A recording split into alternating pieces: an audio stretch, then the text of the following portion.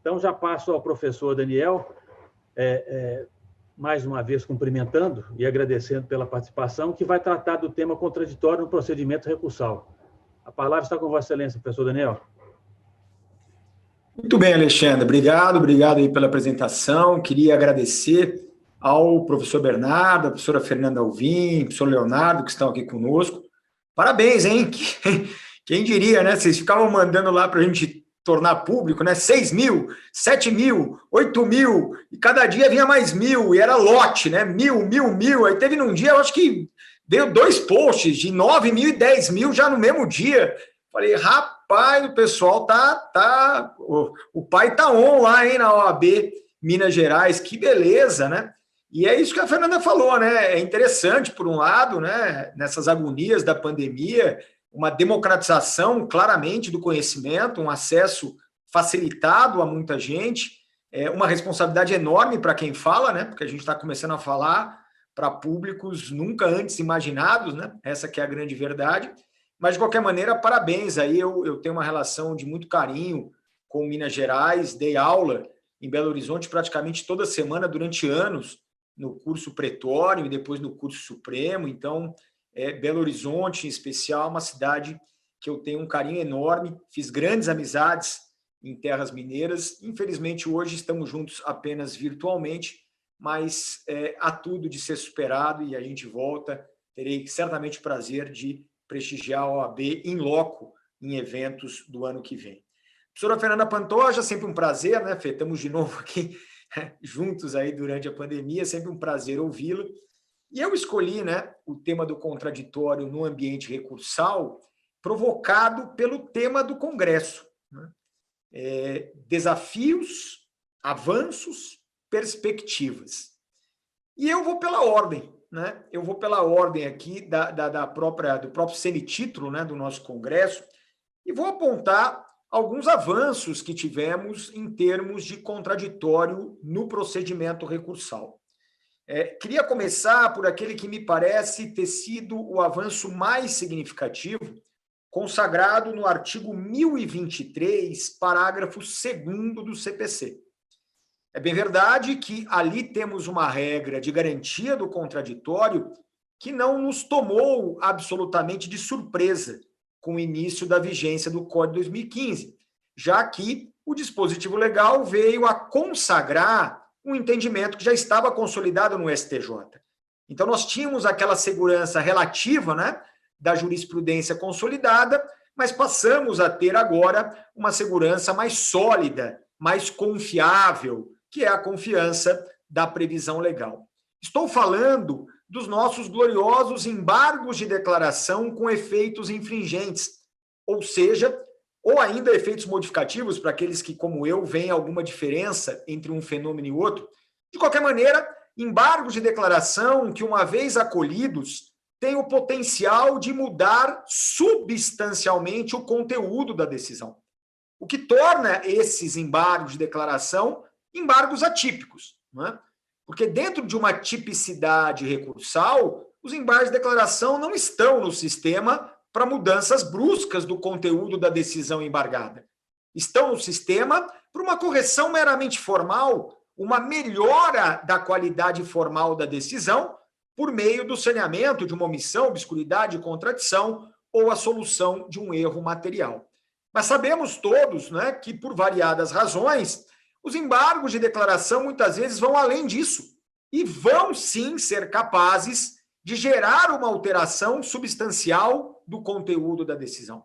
O sistema processual, que tradicionalmente não previa o contraditório nos embargos de declaração, não se incomodava muito na não oitiva do embargado a partir da premissa de que as alterações seriam meramente formais.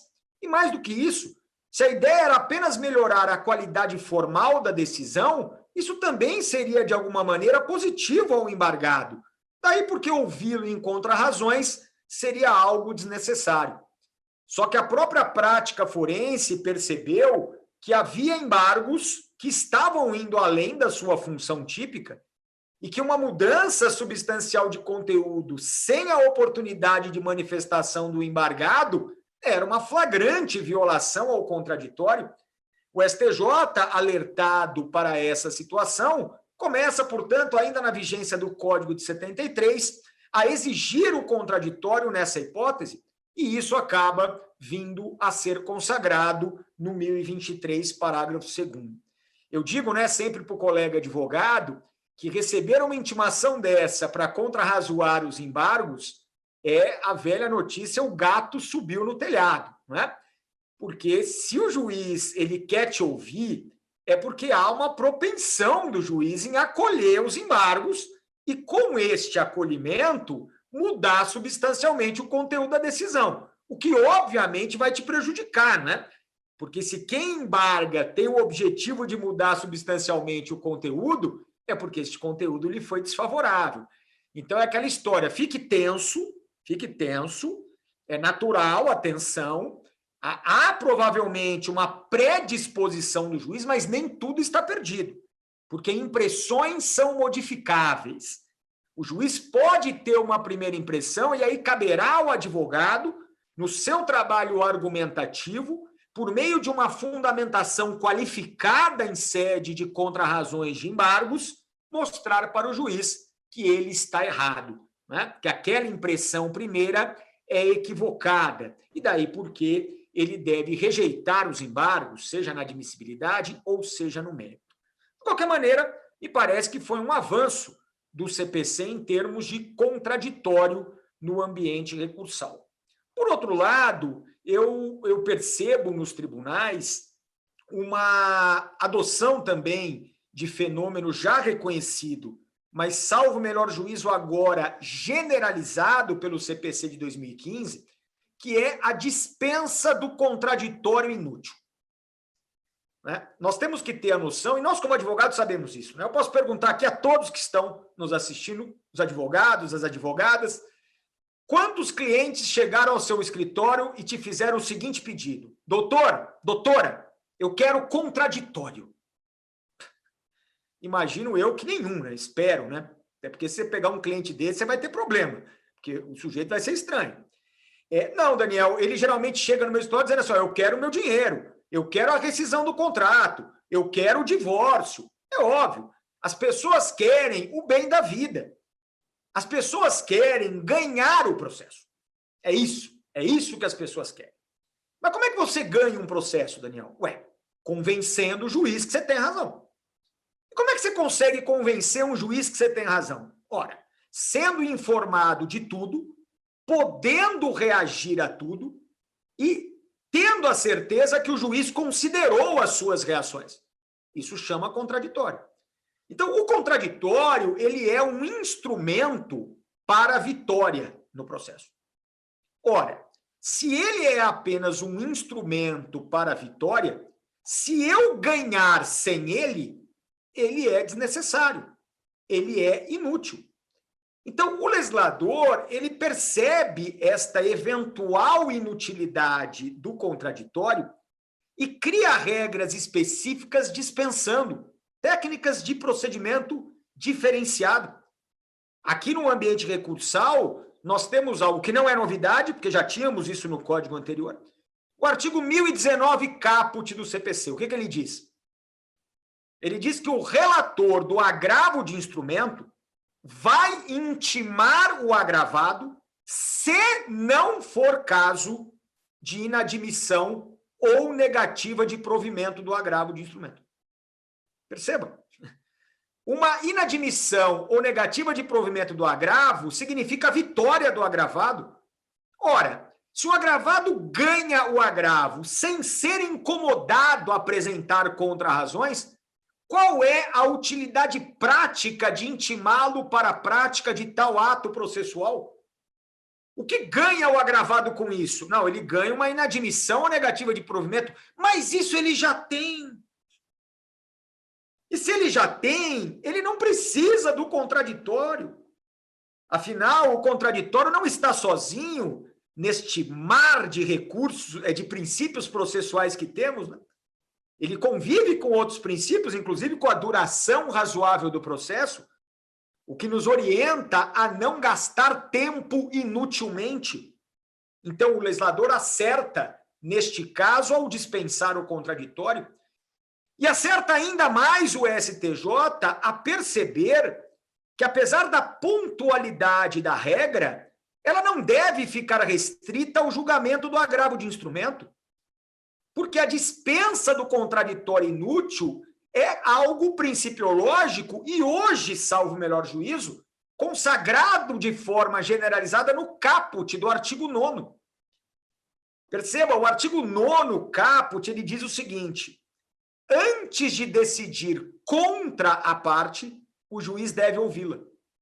Ora, numa interpretação a contrário senso, para decidir a favor da parte, o juiz não precisa ouvi-la previamente. Isso significa que nós temos hoje uma regra geral de dispensa do contraditório inútil, o que leva o STJ a aplicá-la em outros recursos além do agravo de instrumento. Os embargos de declaração mesmo que eu coloquei aqui, nós aqui que advogamos, quantos embargos de declaração não são rejeitados, ainda que com potencial infringente, sem a intimação do embargado? Claro, porque se o juiz a priori já vê que não é caso de acolher os embargos, ele já torna o embargado vitorioso sem mesmo a observância do contraditório e ninguém reclama, porque aí de fato o contraditório seria inútil. São avanços, então, né? Daniel, mas o nosso Congresso não é só de avanços. O nosso Congresso também é de desafios. E nós temos algum, com relação ao tema que você escolheu, nós temos desafios seríssimos a encarar pela frente. Por quê? Porque nós temos um artigo 10º, que é um primor, hein, técnico, né? O artigo 10º é de correr lágrima pelos olhos, né, de quem lê. É uma maravilha, é uma preservação do contraditório que, Nossa Senhora, tem que levantar e aplaudir. Pois é. Mas o artigo 10º, eu não sei se os colegas já perceberam, está na UTI. Na UTI. Se não tiver morrido já, hein? Da última vez que eu fui olhar, ele estava na UTI ainda.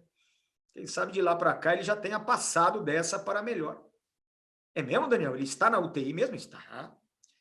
Ele está na UTI porque, incrivelmente, assim, de uma maneira absolutamente não surpreendente, porque cachorro mordido por cobra tem medo de barbante. Ninguém aqui tinha grandes ilusões de que conquistas legislativas seriam implementadas facilmente pelo judiciário, né? Quem tinha essa ilusão era, na verdade, um iludido, né?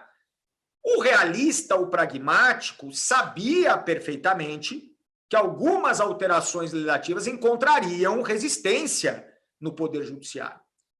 E o artigo 10º era um deles. Por quê? Porque o Judiciário ele se acostumou a conhecer matérias de ordem pública sem a oitiva prévia das partes. Eu não sei exatamente em que momento da história o Judiciário começou a confundir conhecer de ofício e conhecer sem ouvir as partes, quando, na verdade, uma coisa não tem nada a ver com a outra, né? Conhecer de ofício significa apenas conhecer uma matéria que foi levada ao processo pelo próprio juízo. Porque eu sempre pergunto isso, né? Como é que você acha que uma matéria aparece no processo? Espontânea e própria não é, né? Alguém leva ela para lá, né? E quem que leva as matérias para o processo, Daniel? Ou é o próprio juízo ou são as partes. Então, quando as partes levam uma matéria, isso significa dizer que elas estão provocando o juiz a falar sobre ela. Agora, quando o próprio juiz leva a matéria, perceba, ele leva uma matéria para ser decidida sem ninguém ter provocado. A partir do momento em que ele ouve as partes e decide essa matéria, ele vai continuar decidindo de ofício. Porque foi ele que levou a matéria para o processo. Ninguém provocou ele a decidir aquilo. Ele se autoprovocou. Mas o judiciário, ele não conseguia entender essa distinção. E aí nós pensamos, tivemos a ideia brilhante de falar, vamos criar uma regra dizendo isso que a gente resolve o nosso problema. Ah, esperança vencendo a experiência novamente. E é incrível, né?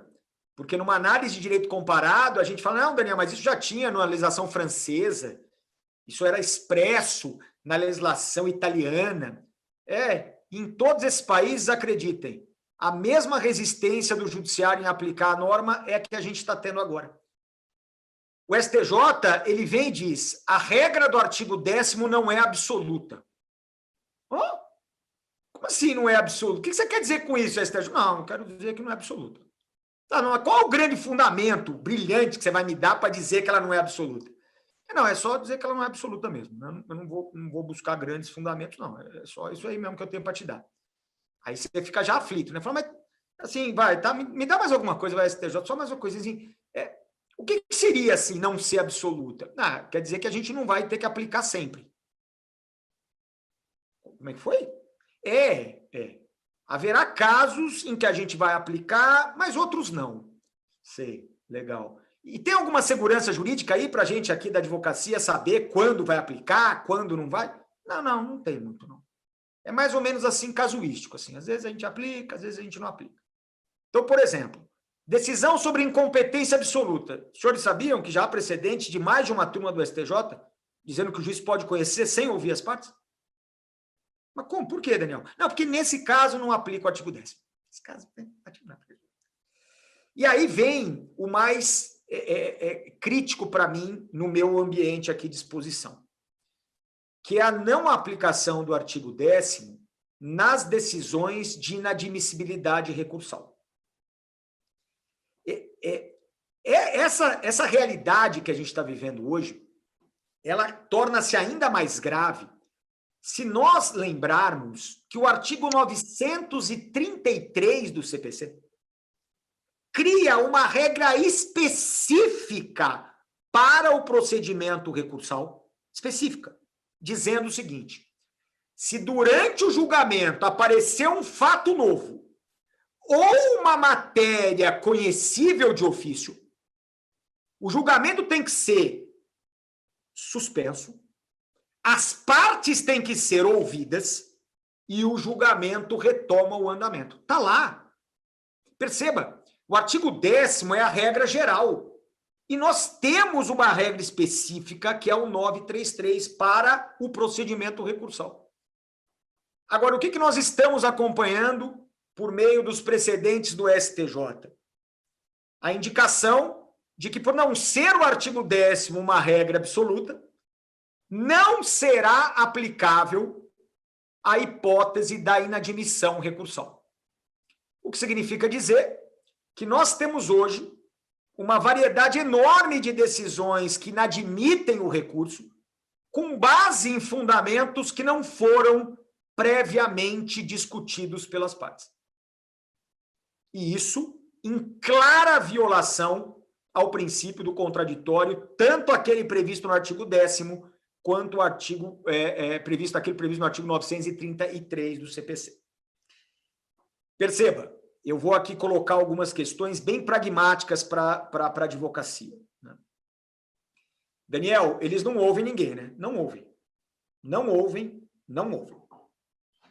E aí, o que acontece? Nós podemos pensar o seguinte: quando alguém contrarrazoa um recurso, quando a gente contrarrazoa um recurso, nós geralmente levantamos preliminares, não levantamos? Não pode. Se for de RE e RESP, então, tem um caminhão de preliminar, né? Porque basicamente nunca será admitido um recurso desse. Né? Então você vai, súmula 7, você vai falta de pré-questionamento, você faz aquelas alegações todas que todo mundo está acostumado a fazer. E aí, olha como o nosso sistema processual ele não tem razoabilidade. Vamos voltar um pouquinho. Vamos voltar, Daniel? Você vai parar aí mesmo? Não, eu vou voltar, fazer um gap, depois eu volto. Se você é advogado, você é advogada, você está me assistindo aí, você lembra das contestações que você faz? Você também tem preliminar para alegar, não tem? Não é um fetiche, claro, tem que ter preliminar, mas geralmente vai uma preliminar ou outra ali, não vai? Não vai, não? Vai ser sincero. Aí, olha lá, Fernanda rindo, Leonardo rindo, Guilherme rindo, estou aqui compreendendo sorrisos como uma afirmativa. Ainda mais se a gente é processualista, né? Que o processualista, ele vê preliminar até onde não existe preliminar, né? Ele é louco, tá bom, beleza. Aí, olha só que coisa óbvia. Que coisa óbvia. O artigo 351, ele prevê que, nesse caso, será exigida a réplica do autor. Óbvio. Porque se eu, como réu, levo para o processo matérias que são capazes de levar à inadmissão da minha ação, a uma sentença terminativa. Como é que o juiz vai decidir com fundamento nessas preliminares sem que o autor tenha oportunidade prévia de se manifestar sobre elas? Aí o legislador vai lá pensando nisso e prevê a réplica, artigo 351. E aí a gente vai estudar a doutrina, mas não tem um doutrinador que não diga o seguinte: a réplica é garantia de contraditório. Claro, porque dá a oportunidade ao autor de se manifestar sobre uma matéria que poderá influenciar o juiz na sua decisão. Pasmem, nós não temos réplica recursal. É uma barbeiragem legislativa enorme. Porque é óbvio que se houver contra-razões com preliminares, deveria ser dado ao recorrente oportunidade de manifestação. E perceba, isso não ia atrapalhar em nada o andamento do processo, porque o processo, nesse meio tempo, é tempo morto, porque até ele ser julgado pelo tribunal vai demorar muito. Mas não tem essa previsão, Daniel? Não tem. E aí, nós, advogados, fazemos o quê? Atravessamos uma petição. Criamos a réplica recursal que não existe no sistema. Dane-se. A fórceps. Não, Daniel, você não faz uma coisa fácil. Ou se eu faço? Eu não sou bobo, não vou fazer. O tribunal vai ler lá as contrarrazões, vai ficar todo impressionado com o caminhão de pataquada que o recorrido alegou e eu vou ficar quieto, batendo palma para louco dançar? Não, não, não, não, não. Eu vou lá e atravesso. Daniel, você é abusado? Mais ou menos.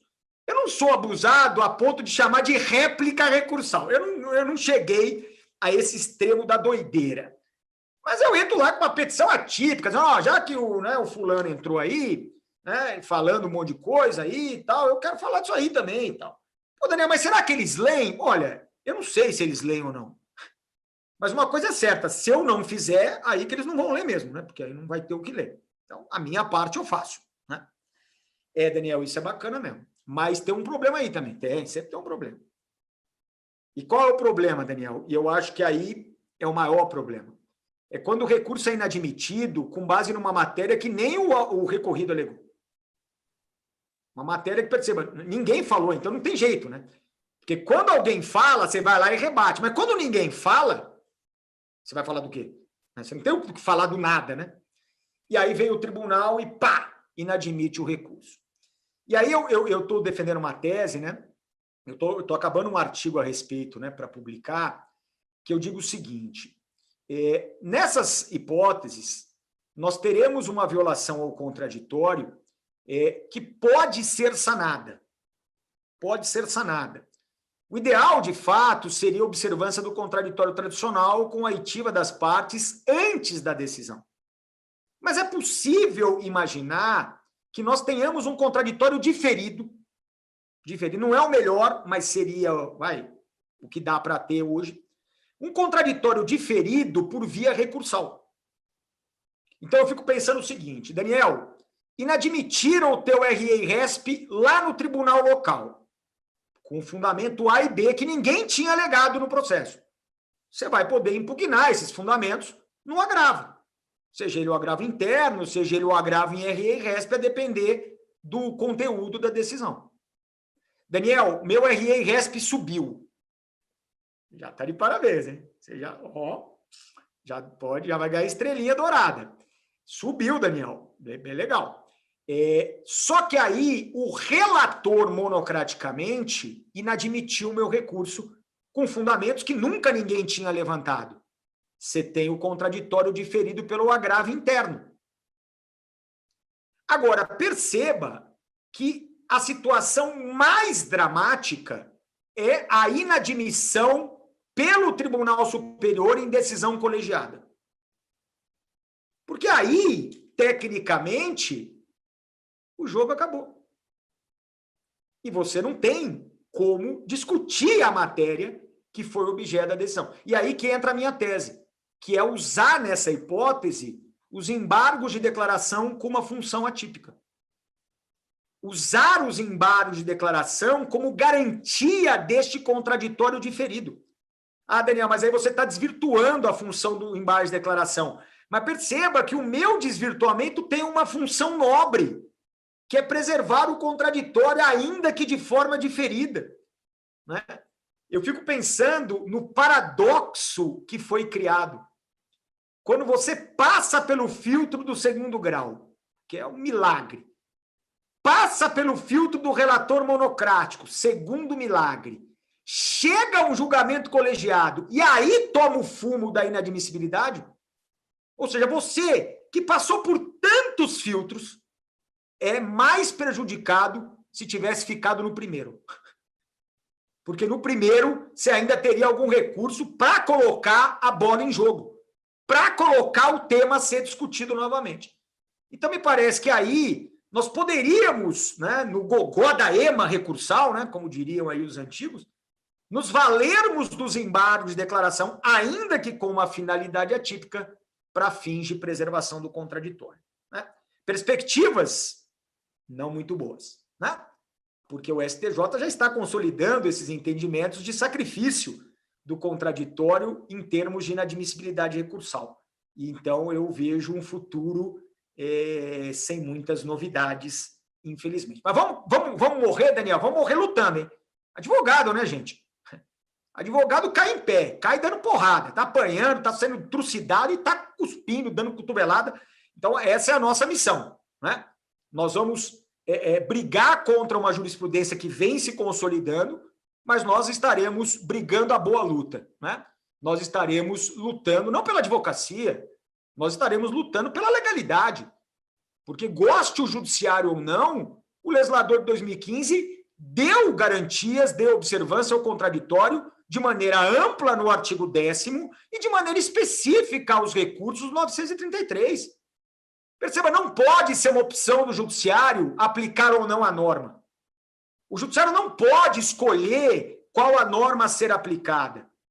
Ainda que o judiciário, reconheça-se, atravesse problemas de gestão quase insuperáveis, um volume de trabalho absurdo, não podem as soluções se darem às custas da preservação dos princípios básicos do processo, no caso, o princípio do contraditório. Queria agradecer a atenção de todos, agradecer novamente o convite, parabenizar a todos que organizaram este evento e deixar aqui o meu abraço e aqueles que seguem, né, no evento, um bom evento.